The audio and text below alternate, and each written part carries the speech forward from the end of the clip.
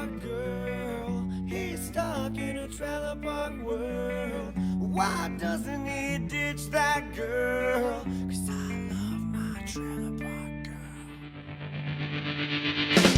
He loves his trailer park girl. He's stuck in a trailer park world. Why doesn't he ditch that girl? 'Cause I love my trailer park girl. He loves his trailer park girl. He's stuck in a trailer park world. Why doesn't he ditch that girl? 'Cause I love my trailer park girl.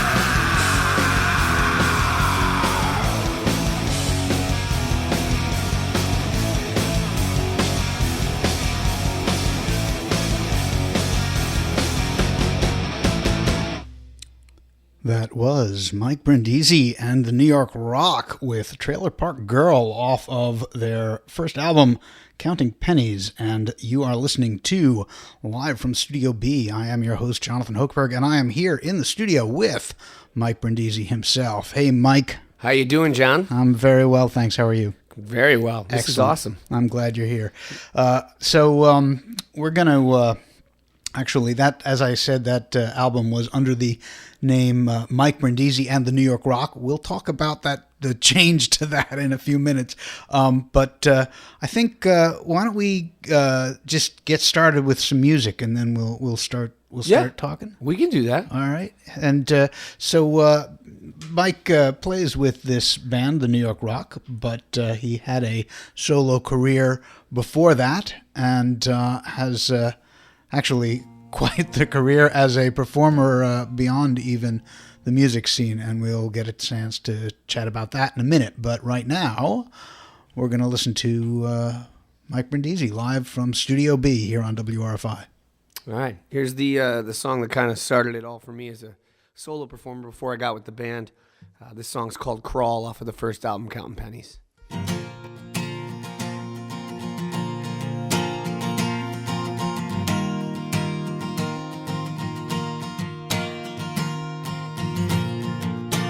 I could tell you so many things, but I can't help what your past brings.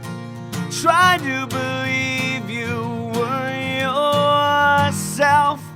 All you gave me was someone else.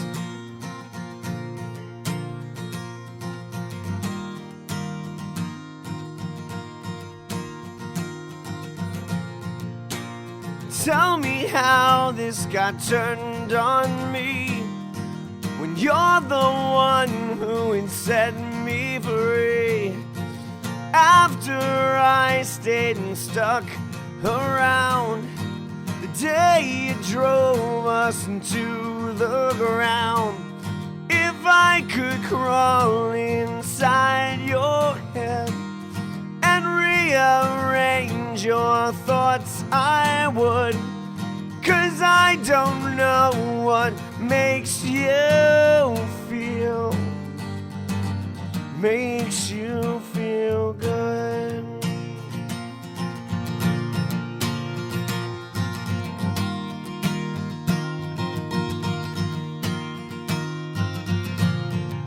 You gave your world to someone else, and all your words made me lose myself. No matter what I say or do, never know what you put me through. If I could crawl inside your head and rearrange your thoughts, I would. 'Cause I don't know what makes you feel good.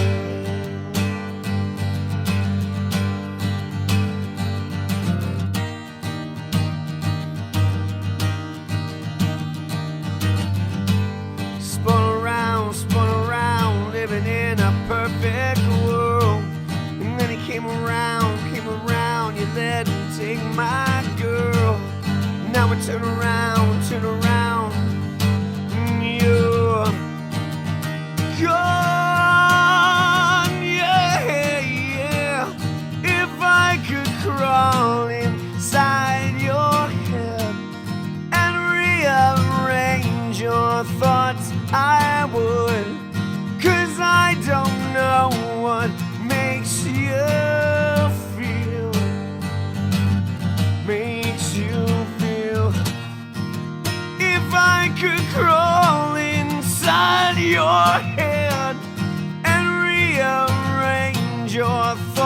I would. 'Cause I don't know what makes you feel. Makes you feel good.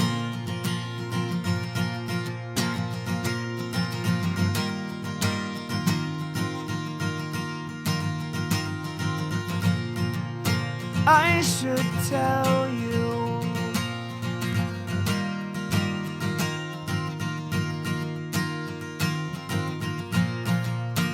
I should tell you.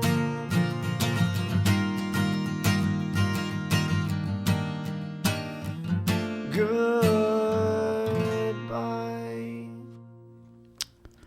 Mike Brindisi here on Live from Studio B on WRFI, Watkins Glen, Ithaca. So, Mike, I'm going to ask you the same question that I ask everybody, which is, how did you end up playing music here in Central New York? Well, I grew up in actually further upstate. Believe it or not, there's an actual further upstate. Oh, of course there is. There's upstate. I grew up in like the Utica, Herkimer area, and I started out doing theater and a lot of acting, stand-up comedy. I was always a performer. And then when I was about 15, I got bit by the music bug, as we all do usually at some point. And I was determined to learn how to play guitar. My dad only had right-handed guitars, and I'm left-handed. So I forced myself to learn right-handed. And next thing you know, I put together a band, worked my way up in what I guess you would call a scene up there. Not much of it, but, got to a point where I decided, well, I got to get out of I had to get out of there because there's really nothing going on culture-wise, music-wise. Couldn't afford to live in New York or L.A., and ended up, believe it or not, in Ithaca because I had a friend who's actually now my keyboard player, one of my best friends. John, yep. Mm-hmm. He owned a bar here, and one of the bands I was in used to come through town, and we would actually play here, and I loved it here because it was, I'm not going to get political, but I mean, let's be honest, the upstate New York's, for the most part, the rest of upstate New York is kind of a very closed-minded Republican kind of, yes, let's true. go hunting and drink beer, America, and which is great, and I grew up around that, and I love it. But I just, when I used to come here, I would say, wow, this place is just, I don't get it. It's like its own world, and it's got culture, it's got people, it's the kind of place where you can go out on one night and you'll see people that you've seen before, but you're always going to run into someone that you've never seen and you won't see again. So it's kind of like a small town with a big city feel. I don't know. Sure. So I came here and it's the best I could do at the time. The plan was to live here for a couple of years and then head down to the city, but I fell in love with the area. I've found some success from here. I've made this my home base, and I haven't looked back since. Yeah, that's it's not an uncommon story, right? And yeah. And the music scene here tends to surprise people who aren't familiar with it, and then they get hooked. So you were working with John like pretty much from the point that you got here. Well, actually, no. The funny part about I know he's listening too, and he's laughing. The funny part about this is that when I had moved here, I started acoustic, and that's all I had. I had my demo. Small backstory: I went down to Nashville before I actually moved here. This management company promised me all these, made me all these promises. I recorded this demo. They were going to get me a record deal. They ended up just taking my money and running. But it's good because you gotta. Yeah, you gotta have. I mean, every artist has to have that happen. You gotta get screwed once, So, or more than once. But so I came here with this demo and my acoustic guitar and like $200, and John put me in his guest room, and I worked everywhere from I think Cornell Laundry to shortstop, and I was bartending, and just doing everything I could, and I was trying so hard to put a band together, and John kept he kept hinting like, hey, I play keyboards. I'm like, yeah, it's cool. Yeah. So anyway, I need to find a band. Do you know any guys? And and he's like, but I play keyboards. I'm like, yeah, I know you do. That's awesome. Tell me how it goes. And but anyway, long story short, finally he was like, dude, let me be in your band. And I said, it was like, well, how do you have time to be in a band? He's a successful restaurant owner in town. Right. And, Well, and he really opened my eyes because he said, well, listen, man. He's like, if anyone's going to have the time to go on the road and put time into it, it's me. You know, I own a restaurant. I have people that work for me. The business can run while I'm gone. And I went, oh, yeah. So, you know, I recommend to everybody, if you can, you know, build a band around you with people that you can obviously have chemistry with musically. But if you can include your best friends in the band, that's just like, that's the best, you know? It's kind of like a marriage. Oh, do you want to go down that road? Because I can go forever. I figured you could. Whole... We'll talk about that later. You're absolutely right on that one. So, you have with the New York Rock, you've got 2 albums out.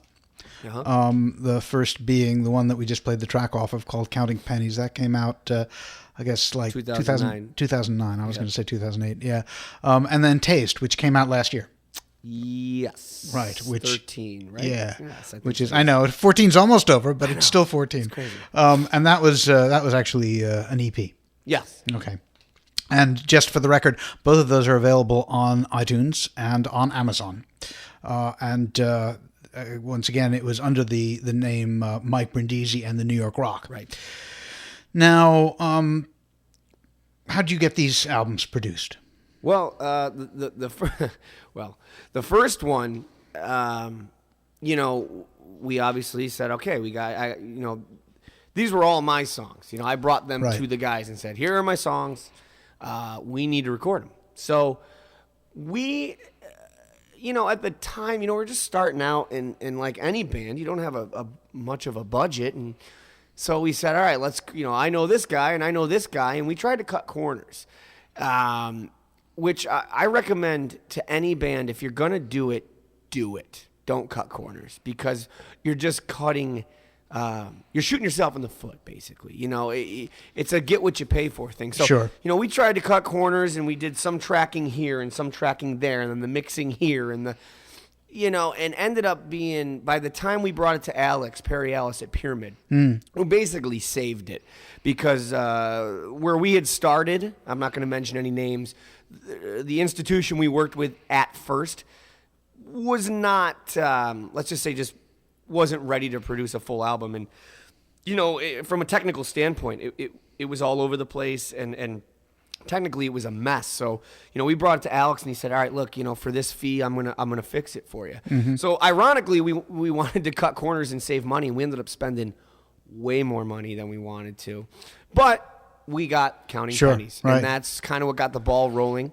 And then by the time the second album came around, the reason it's an EP, there is a reason for that, and that's because by the time, you know, between 2009 and 2013, believe it or not, the music business was changing dramatically. Sure. And, you know, I decided that it just makes more sense with iTunes and digital. You know, people aren't buying full albums. No, of course not. Right. You know, we've talked about that on this show, yeah. And I have a conspiracy theory that the reason people aren't buying albums is because everybody has their iPod and they don't want to, they're worried about space. So they're like, well, I'm just going to pick the best ones because I don't want to fill it up. I really do. I do. Maybe. And, you know, so I decided, all right, let's do a 6-song EP. And by this time, Kickstarter had come out. Right. And we did a campaign for that. Okay. And that's a win-win for everybody. Sure. And that's how we got the second album produced. Cool. Which was Taste. Right. Well, shall we play a track off of Taste? Sure. What do you want to listen to? You know, oh boy. Let's do, well, let's see. Let's play Me Against Me. Perfect. Thank right. you. I hate making decisions.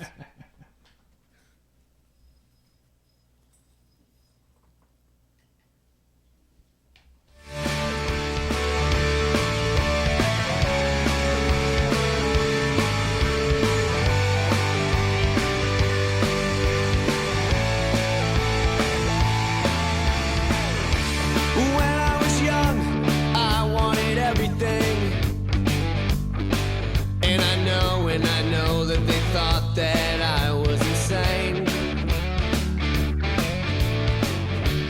Now that I'm older, I still want everything. Nothing has changed, but the path just isn't the same. Am I younger? himself chimes in. Yen says, boy, we gotta win. I try to tune him out, and then he starts to shout. Yen takes over all of my brain. Why do you cry? I'm giving everything that I have. I'm getting everything that we want. Why do I cry? I gotta get you out of my head. Give up worrying. When we were younger, we wanted everything. And now that you're older, nothing has stayed the same, same, same. I know in your heart that you still want everything. But because we don't have it yet, you are only to blame. Now it's time for me to chime in. 'Cause if I don't, we cannot win. Why don't you try? You're giving up on all of our plans. We don't have everything that we want. Why do I cry? I gotta stay inside your head and get us everything we want. It's me against me. It's me against me, oh baby. It's me against me. It's me against me, yeah!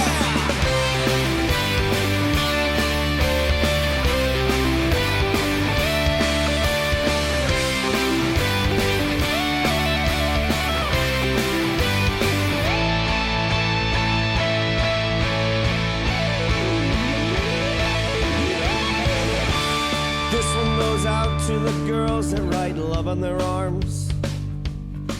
I wanna hold you and mold you and let you know that you're okay. Look at yourself and face your worst enemy.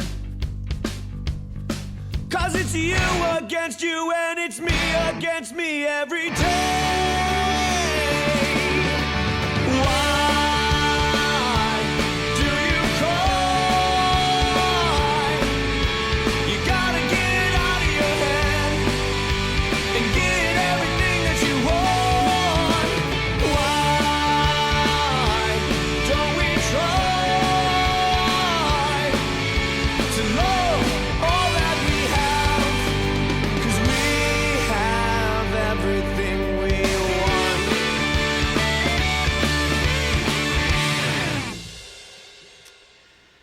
Me Against Me off of the Taste album by Mike Brindisi and the New York Rock. I have to say that is one of my favorite tracks that you do. Really? Yeah. Well, everybody has that, kid inside them that they never grew up out of. Oh, you nailed it on the head. Yeah. And so it resonates a lot. Yeah. So, speaking of that, let's take a step back, because you sort of breezed over your pre-New York Rock career, and you were a stand-up comic for a while, right? And you were on Saturday Night Live at one point as an actor, but yes, just as an extra. Yeah, right. Yeah. How'd you balance that? I mean, what was because from what I understand, you were in fact pursuing a music career. Yeah. Anyway. Yes. Okay. By the way, this is awesome. No one's ever really delved into pre-New York Rock, so I appreciate this. But But what I'm here for. it's no, but it's kind of the demon that haunts me every single day, and that is the, did I choose the right path with music, or should I have stuck with comedy? Would I be more successful? It literally is, if you want to get personal, it is the demon that eats me away every day, because it's hard enough in this business, just to make a living because of, the way the business has gone. But, it's hard to gauge whether, okay, is it because the business has changed, or is it because you're doing the wrong thing? You should have pursued comedy. You were killing it. But either way, what happened was, I was always the class clown, and, I was in theater in high school, and, the star of the play in theater, always the comedic role. And there was nothing more in this world I loved, and still there's nothing more in this world I love than making people laugh, except for playing music. So it was like two demons, and I couldn't decide what I loved more. But at the time I said, well, you know what? I'm going to do both. I was young. I was cocky. I'm going to do it both. And one of them is going to hit, and then I'll. So I decided to do both. And so, at the time, like I said, I'd gone down to Nashville. I got out of my last band. I went down to Nashville, produced this demo, came back, and before I had moved to Ithaca, where I am now, the whole story we talked about, I came to a crossroad, which was, okay, I either got to get out of here, I got to do something new. So there was a local comedy club that opened up in Utica, New York, called Fat Cats. And I basically swept the floors to get stage time. And I swept floors, and they made me the house MC. And what that meant was basically every show, every comedian that was, coming through, I would come up, I would start the show off, I would warm up the crowd, and then, the first guy would come on, and then,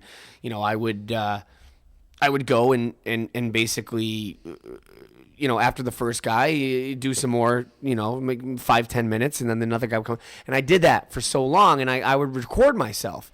And I finally ended up taking my tapes and sending them to Stand Up New York, Caroline's on Broadway, and the Boston Comedy Club, and I got into all of them. And I did it. I went down and I did it, and I killed it. I mean, I hate to say it, but I was killing it. It was easy to me because I'd been doing it I was making people laugh my whole life. And my dream growing up was, I either want to be on Saturday Night Live or I want to be a rock star. That when I was a kid, that's what it was. So, then I started doing the comedy, and I started missing music. And then the day came where I was on Saturday Night Live as an extra. They scouted me out. I found a showcase for SNL, and I went and did it. And basically, I cornered the casting guy, who only cast extras, by the way. He wasn't like the guy that, cast the real cast members. And I said, you got to give me this shot. You got to. So he did. And the episode I was on first was May 1st, 2004. 2004, yes. And it was Lindsay Lohan Usher. And there's a famous skit, the Debbie Downer skit, where Jimmy Fallon and Horatio Sands and all those guys are laughing so hard. They screwed up and they were laughing. And my sketch was the one right after that. And so I was there for that. And I remember looking out, and I'm waiting in the hallway to go on. And all the guys, all the other cast members that were watching were laughing because they were watching what was going on. And all the NBC guys in the suits were like, this isn't good. This isn't good. Oh, my God, they're ruining the skit. So, I was right there.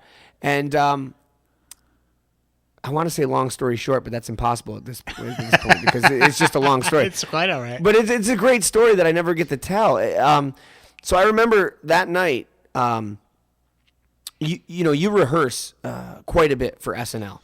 And I made a point that after we rehearsed, you basically wait around all Saturday. You wait around all day. And I made a point to walk around every hallway, every doorway, and just discover everything, ask everybody how I get on the show. And I remember I peeked my head in the doorway, and there was this guy with long hair, and he was just jamming on this guitar, and I'm watching him. And he kind of looked up and saw me, and I pulled my head away because I didn't want to get caught because I wasn't supposed to be there. And he goes, no, man, come on in. And I went, oh, jeez. He goes, sit down. And this is like a movie. It really is. So I sat down next to him, and he says, what's your name? I said, oh, Mike Brindisi. And he started asking me what I was doing. I said, well, I'm a musician, but I've been pursuing stand-up this last year. I'm kind of lost. I don't know if I love stand-up or if I love music. I love both. And he says, well, what's your favorite bands? I said Metallica and Dave Matthews, which is kind of a weird dichotomy. But, he goes, well, my name's Speedy. I'm the guitar tech here. And I went, whoa. I go, so you're the guitar tech for Usher? He goes, no. He goes, I've been here since the beginning. I'm the guitar tech for the Saturday Night Live band. I'm the guitar tech for Jimmy Fallon. I'm the any cast member that he's the guy. And he goes, here, play this. And he handed me Jimmy Fallon's guitar, and I played Jimmy Fallon's guitar, which I felt so weird. And he said, well, good luck tonight. So I go out, I do my thing on SNL, and ironically, my grandmother passes away right before I go on. It's like a movie. I know. It's crazy. So I get a call right before I go on. My grandmother passed away. I knew she was sick. So I'm fighting back tears. I go on. So it's like the greatest moment of my life and one of the worst moments at once. So I go on. I do the skit. Now here I am getting ready. I was gonna literally stalk everybody and follow them to the cast party. I was determined. Like I am gonna be a cast member tomorrow. Yeah. And I had to end up leaving early because I had to get with my family because my grandma passed away. So I'm walking out and I'm heading to the elevator, and Speedy walks by. And I go, good night, Speedy. He goes, see you, buddy. And I'm waiting for the elevator, and I hear him go, hey, Mike. And I turned around. This is literally like a movie. And I turned around, and he goes, so you were on Saturday Night Live tonight, right? I go, yeah, I was. He goes, well, now go do me a favor. Go sell 1 million albums. Because I told him earlier, I said my dream is to be, when I was sitting there, I said, I don't know, I love music, I love comedy. And he told me to go sell 1 million albums. And I didn't look back since. I got home, I stopped doing comedy, and I said it's time for music. Uh-huh. And that's when I got back into it, ended up here. And I haven't looked back since. And in fact, I got invited back on SNL in 2010 to be an extra again. And I brought Counting Pennies with a note for Speedy that said, you probably don't remember me, but you made quite an impact. And I said, I haven't sold 1 million albums yet, but I'm working on it. And I left him that album.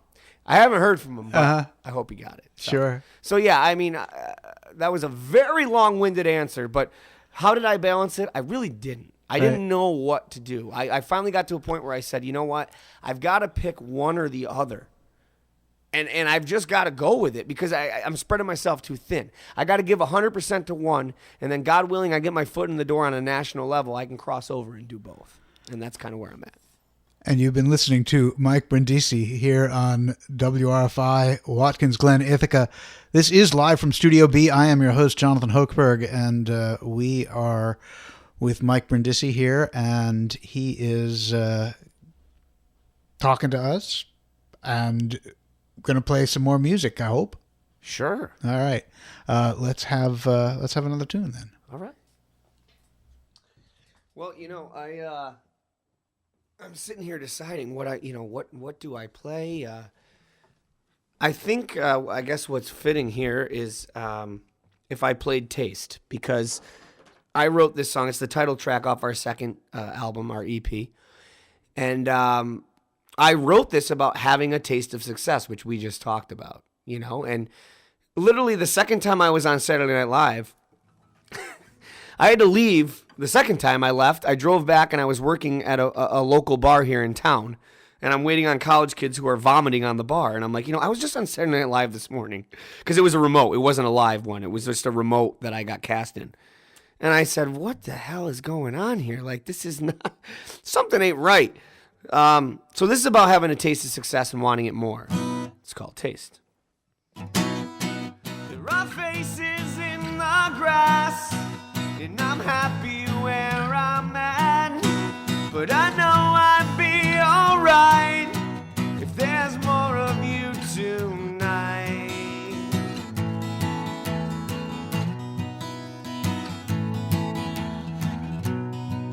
There are places that I've been, and I must must go back again.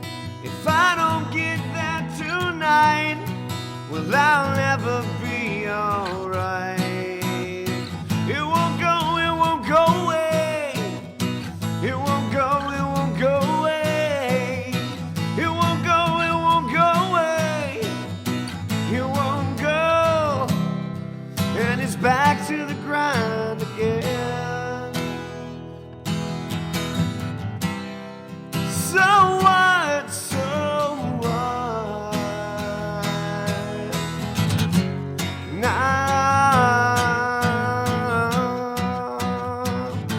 I had a taste, and all I know is I want more. I had a taste, my friend, please understand. Without it all, I'm half a man now.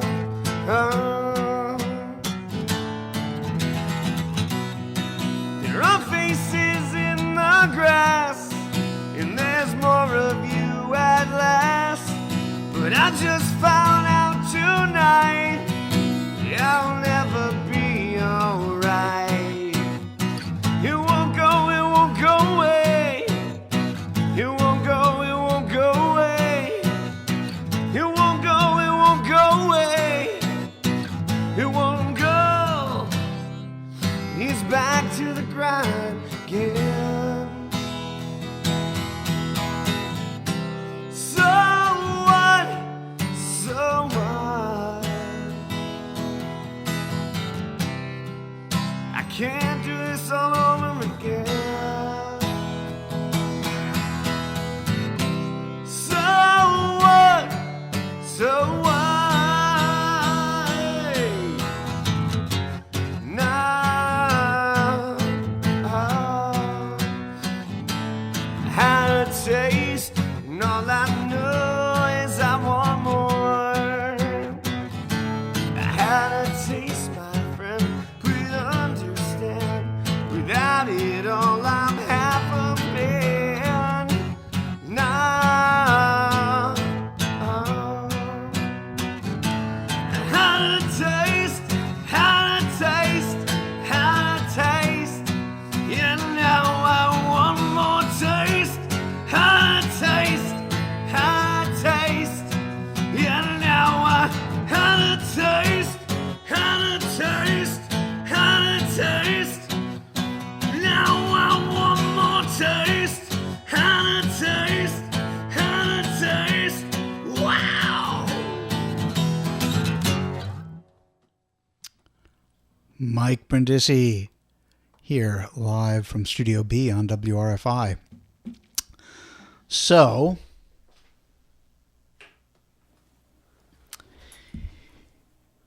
let's move you forward a bit. And you got married. I did get married. And you got a kid. I sure do. And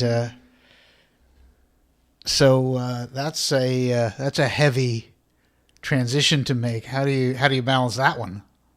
You know, if you had asked me, well, you know, I want to say 5 years ago, but if you had asked me even a year ago about having a kid, the marriage thing was a no-brainer for me. I don't want to sound all wishy-washy, but you know, I just knew that was right. You know, my wife, you know, we were friends first, so she knew that this was my career. You know, this was my dream, and she has supported me 100% since day one. So that was a no-brainer. The kid thing, I always thought that I knew having a kid would be fantastic, you know, and all that. Oh, it's great. It's a love you never feel. Yeah, great. I know. But I was selfish, and I said, but, you know, I have a career that I need to focus on, and I don't know. And my wife would tell me, that's not going to change. You know, you're just going to add another person in this world that's going to appreciate it and love you, you know, even more. And I, even though she said it, I thought, oh my God, I'm just be changing diapers. My dreams are over. you know, I ain't gonna be playing rock and roll. I'm gonna be changing diapers and dealing with crying babies. And I will tell you that it is. I can sit here all day and tell you about stories of all the great accomplishments I've done in my life, all the amazing, opportunities I've had. And I will tell you that having a kid is not only my greatest accomplishment, but the greatest thing I've ever done in my life. It is amazing. It has given me inspiration. It's actually given me more of a reason. Just when I thought I was so driven and nobody could, make me, want it more. This little girl came into my life, and now I am now it's, I don't have to succeed for me. I don't have to succeed for my wife and me. Now I have to succeed for my family. So that's how I balance it. Uh-huh. It's given me a fire under my behind. Cool. Well, all right. That's a good way to be. So now you've got another album in the works. Yeah. And we talked briefly about how you had financed Taste, the EP that you did last year on Kickstarter. Yep. That whole process of crowdsourcing has really, you said it actually earlier on that in the span of the last few years that this industry has changed, even from when you released Counting Pennies to last year, that there was a fundamental change. That change has really only accelerated in the year since then. Yeah. And it's not just the crowdsourcing, but the proliferation and ubiquity of the technology that allows you to produce albums and to distribute those albums. So let's talk about how. Okay, first of all, let's talk about this. The differences between this album that you've got coming up and Taste. Tell me about how what that evolution has been like. Well, that's a great question. The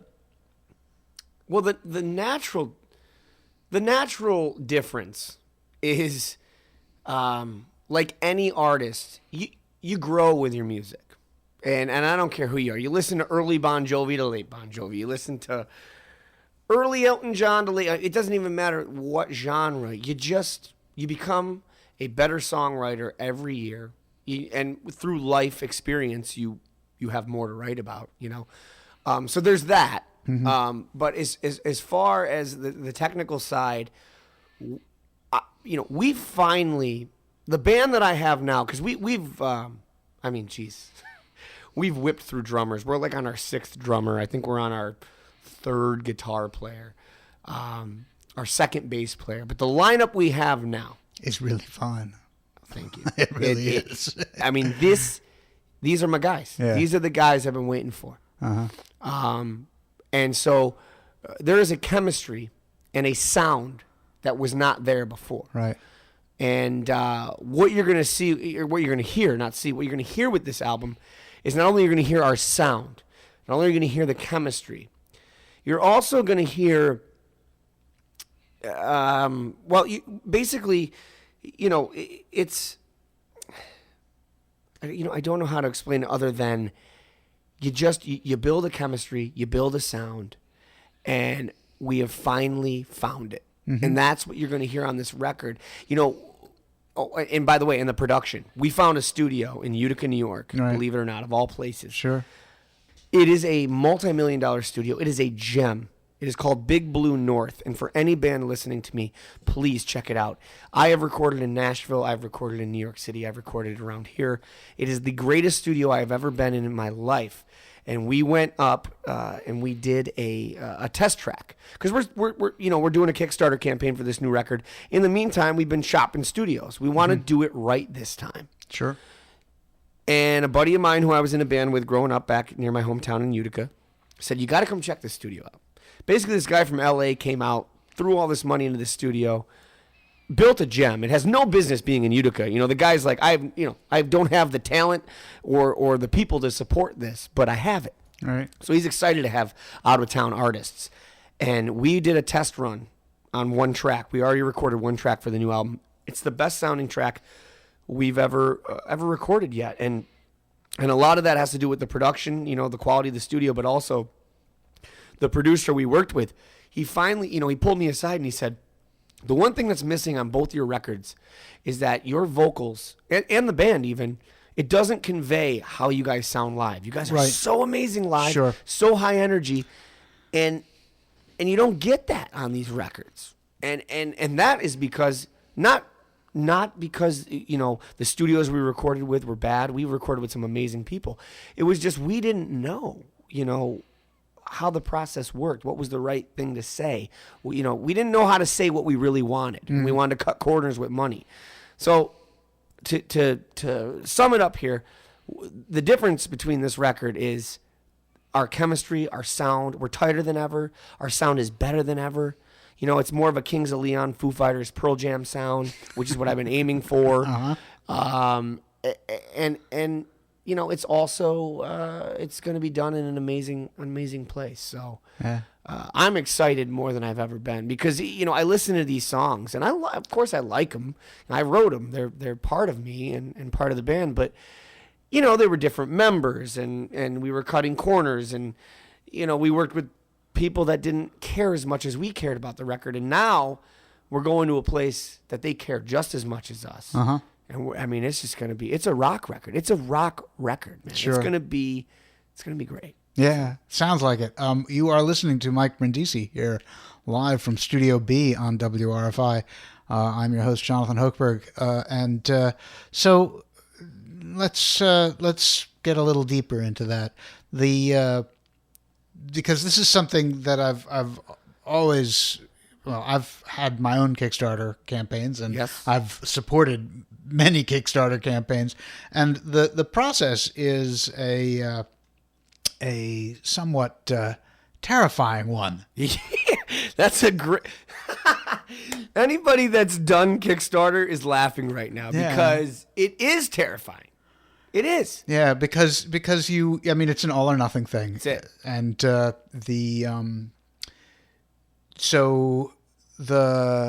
you set yourself a goal, and is that goal like I mean, is that goal gonna cover the entire cost of what you're doing?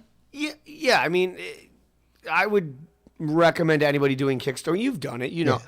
I mean, you budget out what you think it's going to take to, you know, to make whatever you're making. In this case, it's a record. You know, we talk to the studio, and we know we need to pay for tracking. We know we need to pay for mixing, mastering, and packaging, pressing and packaging.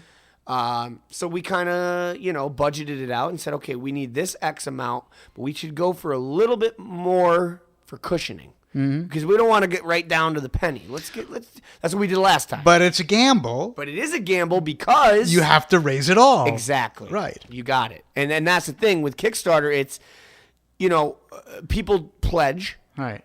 I can say that, right? Yeah. People pledge. And, you know, with your pledge, you get a reward in return. This is for people that don't know about Kickstarter. Right. You know, so let's say I pledged a certain amount of money towards the New York Rock's latest record.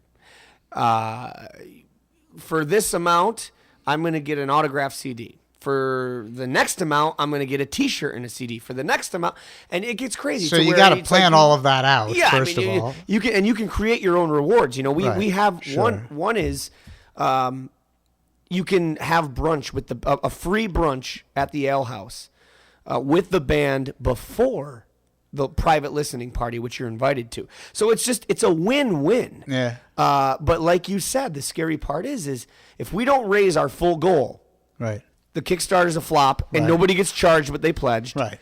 And that's it. But you don't get the money And- to but make more importantly, that, yeah, I right, hate right, to say, it, but sure. we don't get the money, and Right. now we're at square one. Sure. So, and the scarier part, and what you'll know, you probably know as someone who's done Kickstarter, is you find that people pledge in the beginning, And people Right. pledge at the end when they Right. know what you need. But in the Sure. middle, there's a huge lull. That's and right. that's when you're starting to bite Yeah. your fingernails and go, That's oh, right. man, what are we doing? Yep. But Yeah. It's a great concept. And It is. I was really, and if you see our Kickstarter video, I say it on there. I say, I've never asked for money. I've always worked for every penny I've ever gotten. I've never borrowed money. I mean, obviously mortgages and things like Right, that. But you sure. know what I'm talking about. Sure. I've never been like, hey man, can I borrow? I didn't like the concept because I said I don't want to ask for money. But when I learned about it, the whole process, I went, wait a minute, I'm not asking for Right, money. right. This is everybody wins. Sure. Essentially, your fans become your record label. That's it's like owning right. the Green Bay Packers. Exactly right. It's like owning the Green Bay Packers. Sure. You know, the city of Green Bay That's owns right. the Packers. That's they right. go to the meeting, you know, and it's an awesome concept. Yeah, it is, and it has really conceptually changed the music industry in a big way. I mean, obviously Kickstarter is there for all sorts of projects, but specifically the music industry has been fundamentally changed by it. Humongous. So, and between that and things like CD Baby, who get you out onto That's the our- digital we- sources, and right. Yep.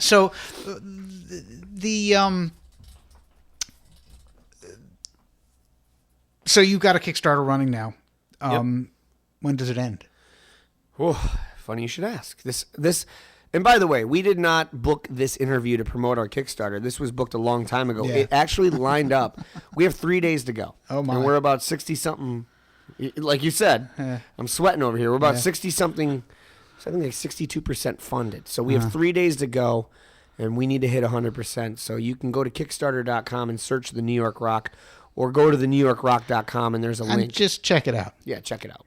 It's an interesting thing to look at that fundamental change in the industry, where you used to go out and peddle yourself to a record company Right. in order to get your music distributed.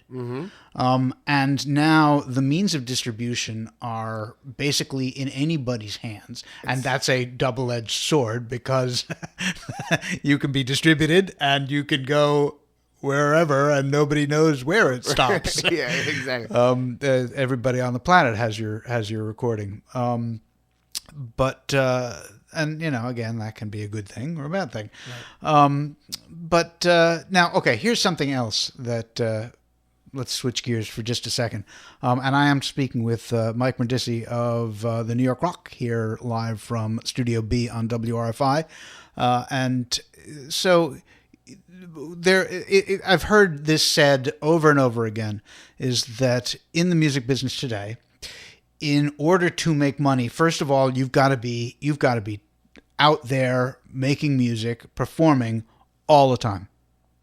And I mean, you literally have to be in shows, on the stage, 150, 200 times a night, a year, rather. Not a night. 150 times a night. I'll do it. That's gonna be tough. But you have to be. I mean, it's a full-time job. You got it. In order to just survive.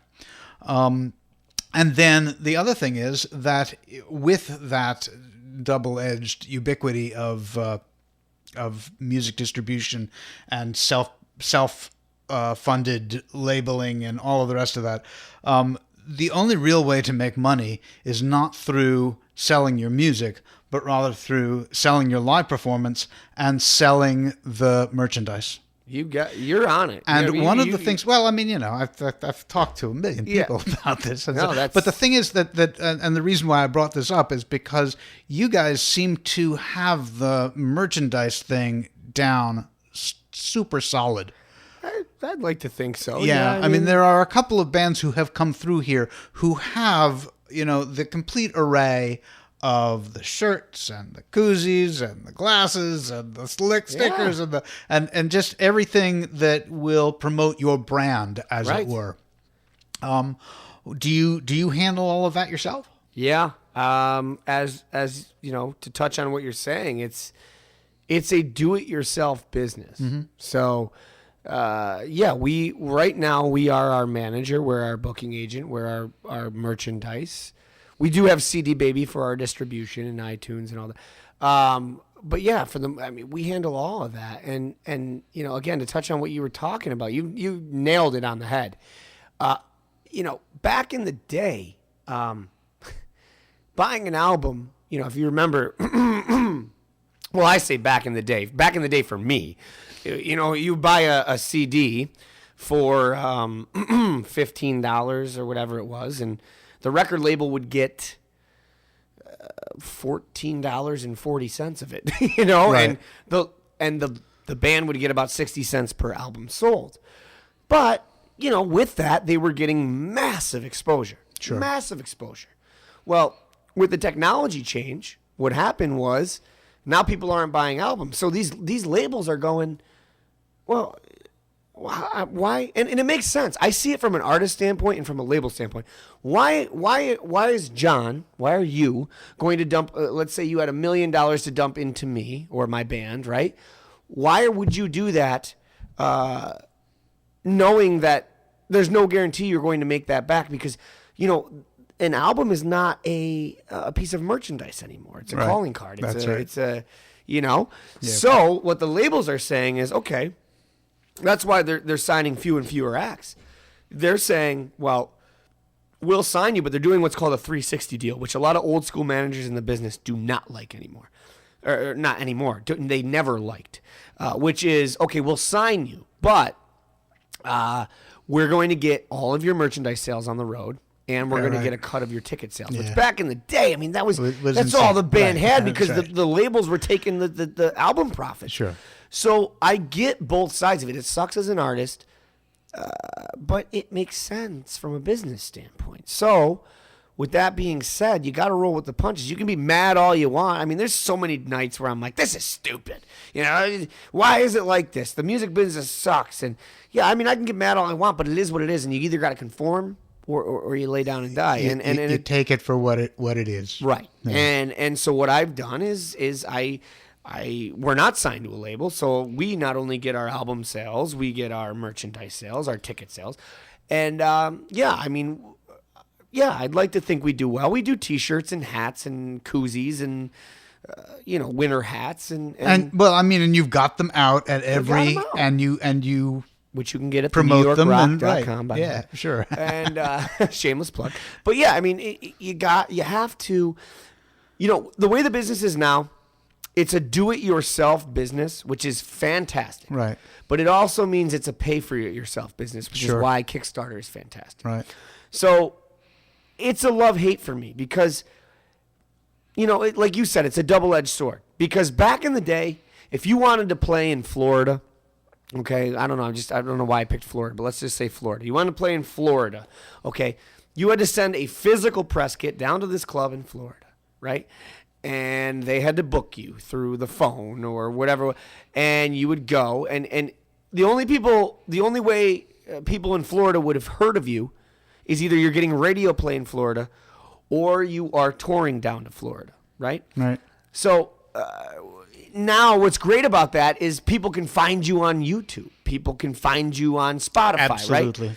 And so that's great, because not only can you get to places, we have a YouTube subscriber from Israel. I think it's Israel. Uh-huh.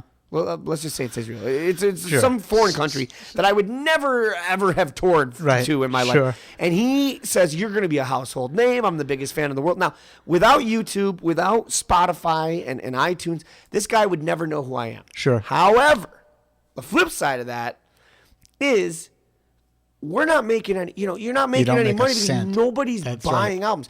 We're not getting mass exposure because record labels don't want to take a chance on us. Sure. We went to the Driven Music Conference in Atlanta and they loved us. Oh, we think you're stars. But, rock is not where it's at right now. We can't invest in you. It's a double-edged sword right now. The technology is helping, but it's also hurting. So, what are you going to do? You got to use it as you can. Luckily, we are out there for people to find us anywhere in the world. But, with that being said, now any jerk can go down in his mother's basement and create what he calls an album and put it up on iTunes. Right. And so there's a lot of oversaturation. Sure. because anybody can make an album now. Right. So you're a needle in the haystack. But, you know, it is what it is. It is. It is indeed.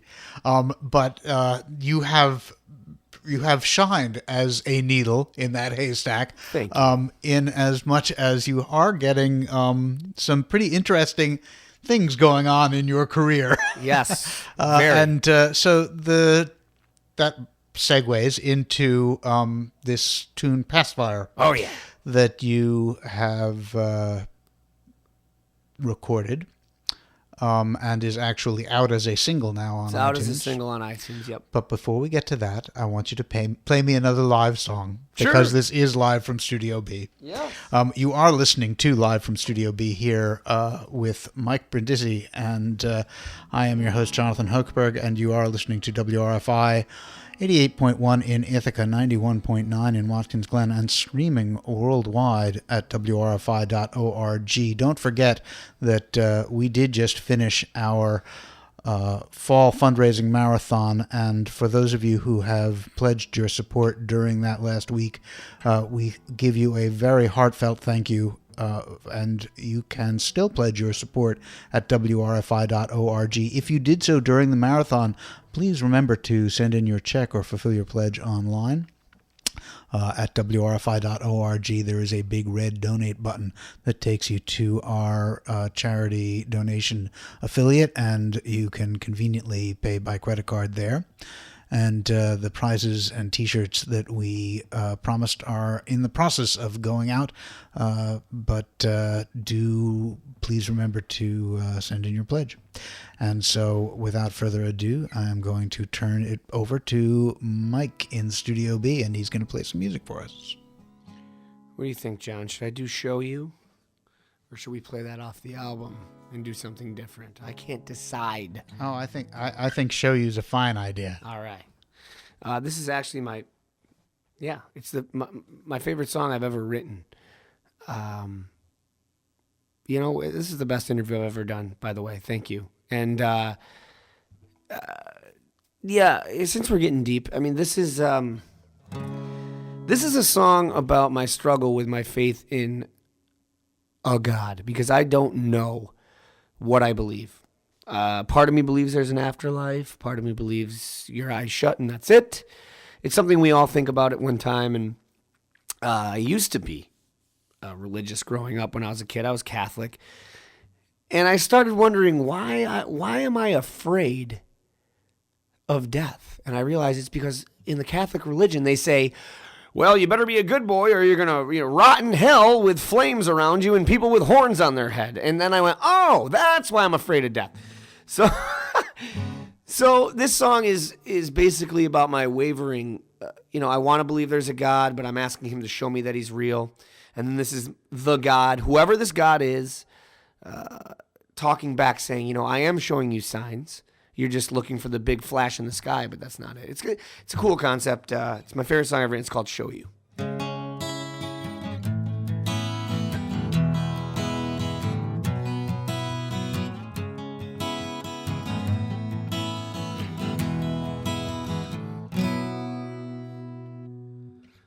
I just want to be what it feels.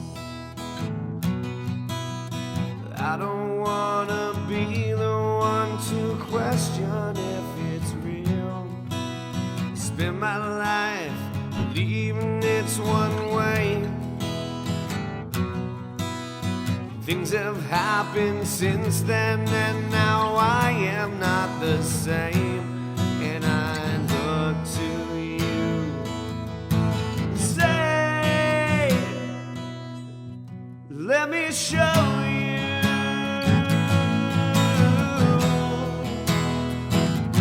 Let me show you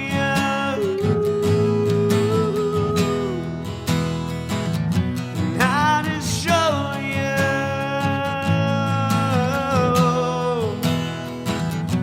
how to show you.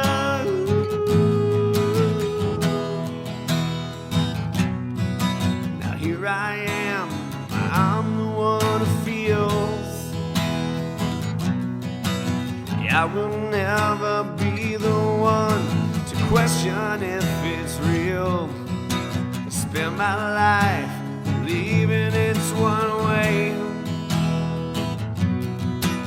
Things have happened since then, and I am not the same. Let me show you.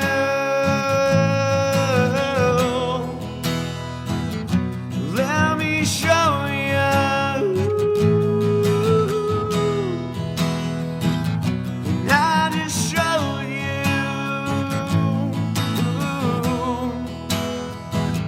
And I just show you.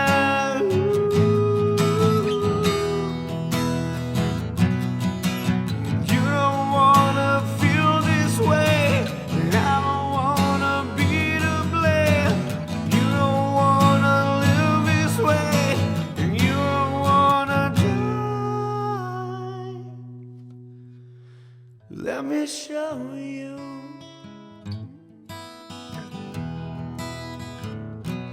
Let me show you.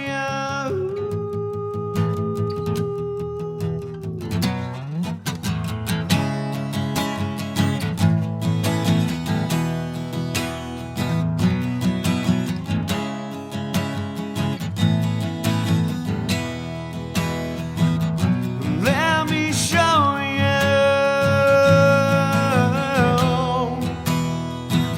Let me show you. And I just show you.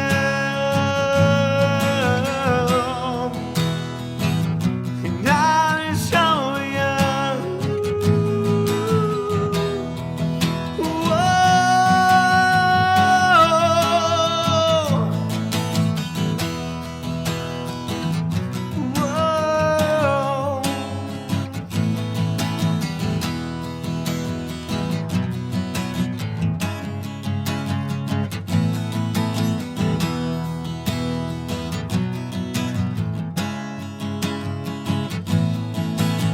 Yeah.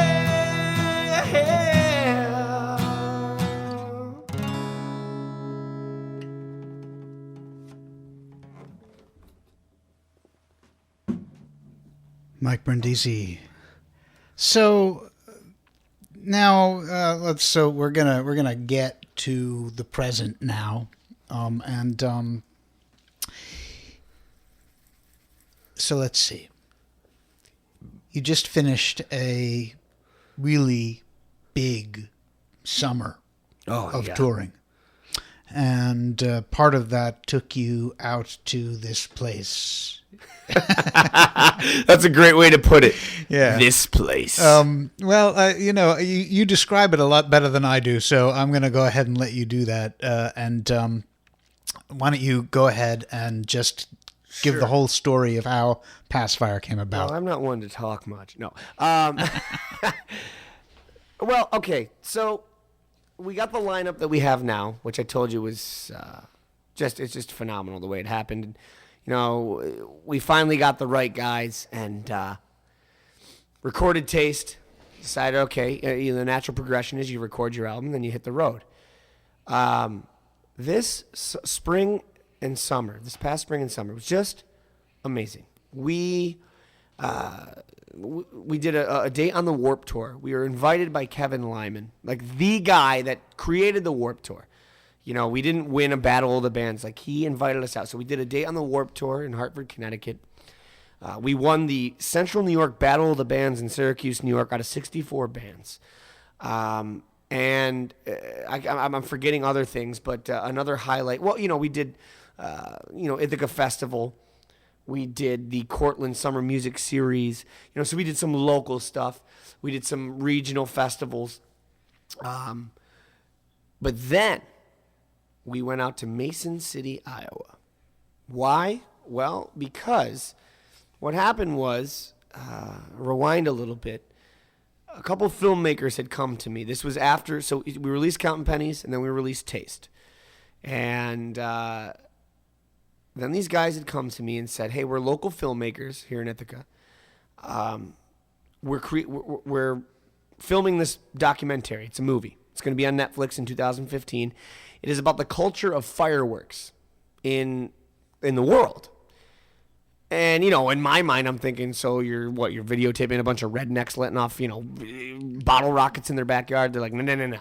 We're talking about we go to Thailand. We go to, South America. They traveled all over. There is a real cult, following, a culture of true blue pyrotechnicians and people that love fireworks. And it's part of their culture. And this is what they went around the world. They actually did a Kickstarter, which we talked about. Mm-hmm. And they went around the world and filmed this amazing movie. So they said, we need a theme, and we want you to write the theme. Now, that sounds all fine and well. I was excited. Oh, my God, we're going to be in a movie on Netflix. This is great. Except but you got to write the song. Yeah, I got to write the song. And not only that, but now you're dealing with a deadline. Now, sure. When you get writer's block and you're not dealing with I can sit in my underwear, 5 days a week and go, man, I really got to crank out some more tunes for the next record, but I'm just, it's not coming to me. And that's fine. But when you're talking about you got a crew, a cast and crew that are relying on you, it gets scary. So I said, well, I don't even know where to start. And he said, well, let me send you, a video, kind of a trailer of what we've done so far. And he did. So I sat there with my guitar in my office, in front of this computer, and I watched this trailer, and there was a lot of fireworks. So I went, okay, here's what I'm going to do. I'm gonna make it, for you musicians out there, staccato, da da da da da da da da, a lot of punches, because that goes with fireworks. Mm-hmm. Da, da, da, da. So there's a lot of punches. But and then I said, but then there's those moments with fireworks, where a firework will go. Right, the ooh-ah part. The ooh-ah part, exactly. There's that melodic part, right? So I said, well, I can't do the all the time. Right. So I found a way. I wrote this riff. Actually, I had that riff written. It was one of my riffs I'd had in my head. And I said, that fits. And I basically wrote the song to go with a fireworks show. So I sent it to them. They loved it. They recorded us. Now, this, like I said, this is after Taste, our second album, and before our third album that we're about to produce, which this song is going to be on the next album. But they said, we're going to put you in the studio. We want to put it as a soundtrack. I said, okay, perfect. What we'll do is we'll record the song, and you can be on the soundtrack. And in the meantime, we'll release it as a single, because I feel with today's business, it's good to just release stuff whenever you can. Keep yourself relevant, sure. Whether it's one song or 5 songs. So I said, yeah, we're in between our second and third album. I'll put this out on iTunes, and we'll also throw it on the next record. And we released it on iTunes, and we got a lot of great feedback from it. And so, again, fast forward now, the summer. So we're doing the Warped Tour, and we're doing the festivals, regional, local, national. And they said, well, hey, we want you to come out to the PGI Fireworks Convention in Mason City, Iowa. And I said 2 things. What the hell is a PGI Fireworks Convention, and where the hell is Mason City, Iowa? And I looked on a map, and it's the far top left corner, northwest corner of Iowa. And they said, we want you to come out. It's basically all the pyrotechnicians from Hollywood to New York that have done movies that just do this. They go around and do fireworks shows. Every professional pyrotechnician in the world was there, and they do this every year in a different location. And the reason they do it in the middle of nowhere is because by law they have to go where things aren't going to catch on fire. Right. Which doesn't make sense to me because all there is in Iowa is corn, and last I checked, cornfield catches on fire. But anyway, so we went. It was part of our tour, and we said, well, perfect. We'll line it up with our tour. And we did Cleveland, we did Chicago, and then we ended up in Iowa. And it was some of the best times we had as a band. It was amazing. We got out there, and not only did we play the show, what I didn't know is part of the package, part of the deal was, when we wrote the song, was that they were going to shoot a music video for it. So here we are on a flatbed truck in the middle of a dirt track in Mason City, Iowa, at this PGI Fireworks Convention. 7,000 people in the stands, but we're so far away because there's fireworks behind us. It feels like we're just playing on a flatbed truck. Sure. And it was a crew. It was a crew that took this to make it happen because we had to play it to the second, which I'm sure you're gonna play it next. Yeah, sure. On the record, because there was a $25,000 fireworks show behind us. Right. That if we didn't play it to the second, the whole thing was botched. Right. which was a lot of pressure. And our drummer had a big part in making that happen. And we nailed it. We did a lot of rehearsing the day before. We were out there for a couple days. And sure enough, it went out without a hitch. They shot a music video. We are releasing it with the new album that we're recording.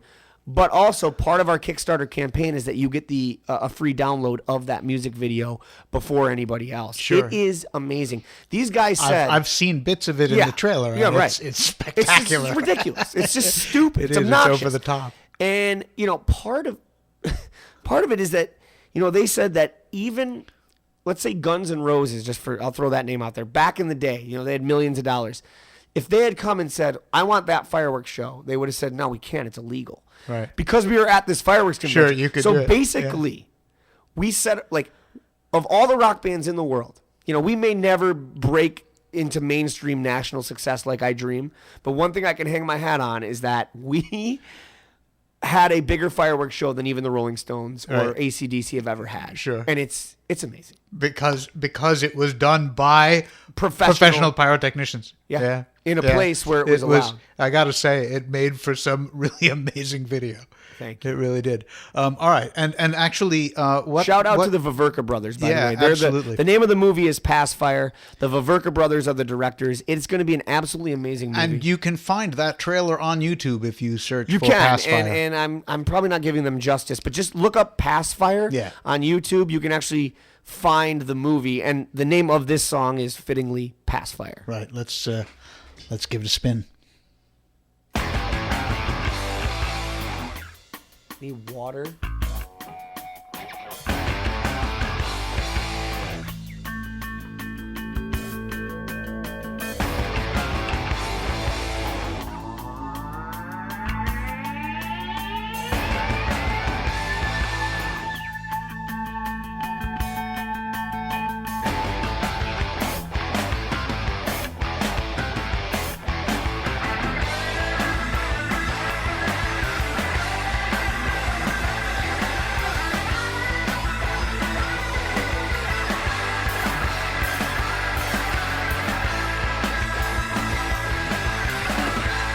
When you look into the sky, has it ever crossed your mind that light, the one that's burning in your brain, it's driving you insane. Stay. Hey, my mind. Neil said it would never die. I don't wanna have to look you in the eyes and say, hey, I lied.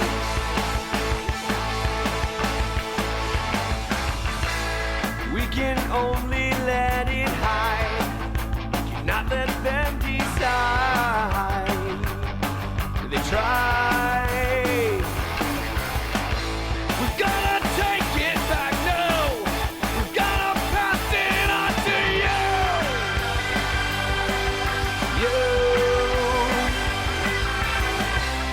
Hey, my mind. Neil said it would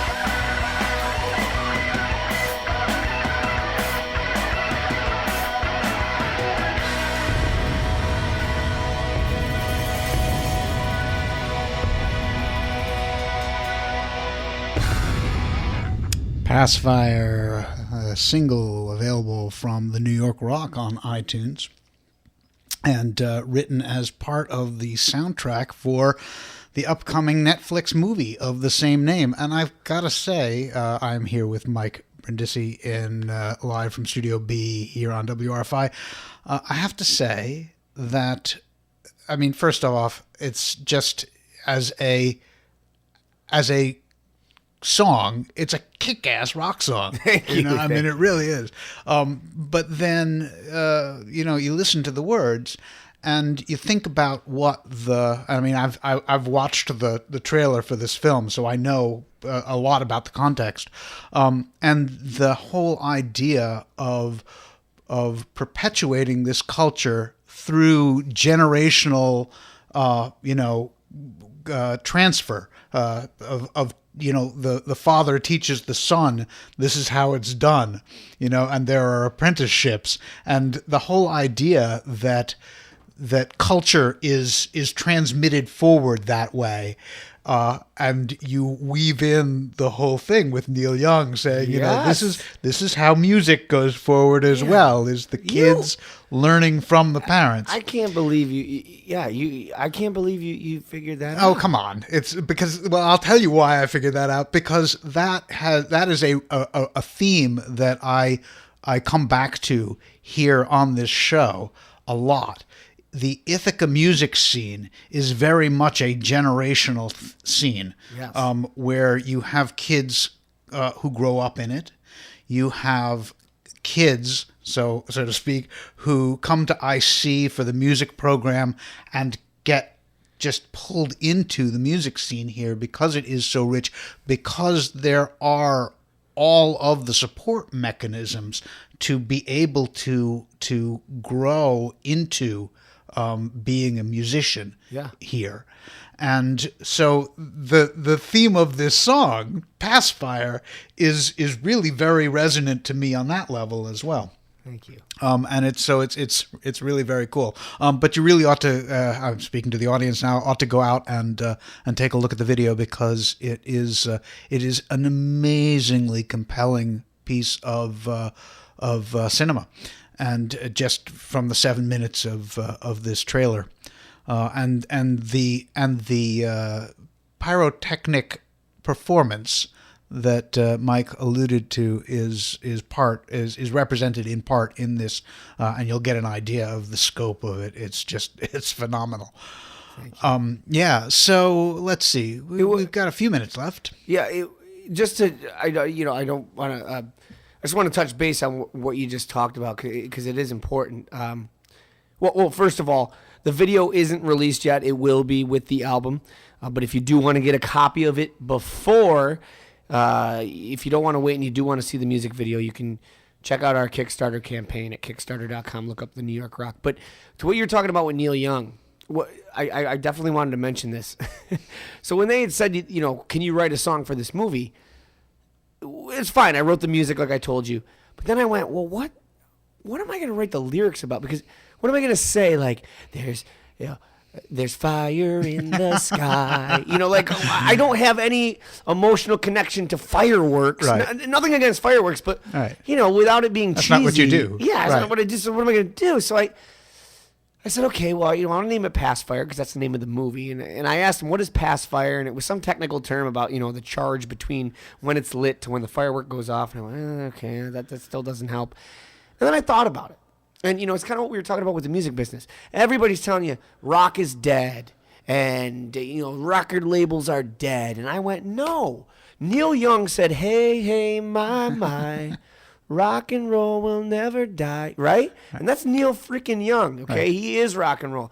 So I decided to write that song about it's up to us, this generation, to pass the fire on That's to right. the next That's generation. exactly Keep how- rock and yeah. roll alive. Don't let anyone tell you it's dead. It's only dead if we let it be dead. Right. So who cares what the and that's another thing I didn't tell you earlier when I was talking about how the music business has changed. See, what's going on with the record labels is back in the day, the record labels used to tell you, they used to say, here's This is what you're going to play. Yes, exactly. This is the genre you're going to fit in. We need somebody to be a soft rock. We need a soft rock. We need a hard rock band. So we're looking for that. And if you watched MTV, they said, hey, guess what? The new cool band is Nirvana. The new cool band is this band. The new cool band is that band. And hip hop is this. And that's what we were force fed. And 9 times out of 10, it was fantastic. But see, what's going on now is that anybody, you all that are listening out there, you can find your own music. You can go on Spotify. You can go on YouTube. You can go on iTunes. And you can show the record companies, no, the band that you have signed your label there, that's not the coolest rock band out. Check these guys out, or check this out. You can find your own music. So the record labels are scrambling going, you know, the record labels are the record labels are basically scrambling, saying, well, you know, what are we going to do? We don't have the control we used to have. And they want to believe that they do have the control, but they don't. Sure. You know, we can find what we like. Right. So. And that's it. That's it. Well, Mike, we are coming to the end of our time, and I have to say it flew by. It did. I'm looking at the clock going, there's no way that it was just an hour or 2 hours or whatever it was. John, I want to just say on the air, I don't care. I'm not going to wait till we're off the air. This is literally the best interview I've ever done. And I thank you for having me. I've never had anybody take the time to really delve into it. It was actually kind of therapeutic for me to go back into my life and talk about things. This is great. And cool. I love this station. I suggest anybody, obviously if you're listening, you're already a fan, but if you're a musician out there and you want to come play on a radio station that'll appreciate it, this is the one. I had a great time, man. I'm glad you did. And speaking of which, this is Live from Studio B, and you can find us on Facebook at Live from Studio B. There's another one that's not in Ithaca, but if you look, you'll see. We are the one that's affiliated with WRFI Community Radio for Tompkins and Schuyler County. WRFI Watkins Glen, Ithaca is our call, and you are our community. So we bring you local musicians every Sunday here on Live from Studio B.